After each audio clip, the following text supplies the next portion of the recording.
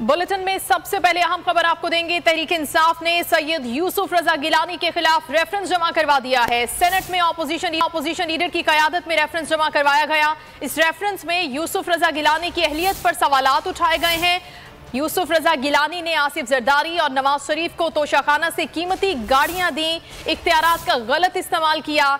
Reference Yusuf रजा गिलानी को senate से D seat किया जाए, ये कहा गया है। अफजल जावेद से मजीद जानेंगे इस रेफरेंस से मुतालिक। जी अफजल। देखें, पाकिस्तान तहरीक इंसाफ ने साबिक वज़ीर आज़म यूसुफ रजा गिलानी के खिलाफ जो रेफरेंस है, अब से कुछ लम्हे कबल जो है चेयरमैन सेनेट सादिक संजानी को जमा करवा दिया गया है। सेनेट में अपोजिशन लीडर जो शहजाद वसीम हैं, उनकी क़यादत में सेनेटर आज़म ज़वाती हैं, उन्होंने ये रेफरेंस जो है चेयरमैन सेनेट सादिक संजानी को जमा करा, जिसमें यूसुफ रजा गिलानी की जो अहलियत है उनके ऊपर न सिर्फ सवाल उठाए गए, बल्कि रेफरेंस में बताया गया है कि यूसुफ रजा गिलानी ने साबिक सदर आसिफ अली जरदारी और साबिक वज़ीर आज़म नवाज शरीफ को जो तोशाखाना से कीमती गाड़ियां दी हैं, उन्होंने अपने इख्तियारात से तजावुज़ किया, इख्तियारात का गलत इस्तेमाल किया। लिहाजा जो यूसुफ रजा गिलानी को जो सेनेट से डी सीट किया जाए, उनका जो रेफरेंस है बाज़ाब्ता मंजूरी के लिए इलेक्शन कमीशन ऑफ पाकिस्तान में जा रहा है, क्योंकि इख्तियारात के गलत इस्तेमाल के बाद यूसुफ रजा गिलानी जो है सेनेट के रुकन नहीं रह सकते हैं।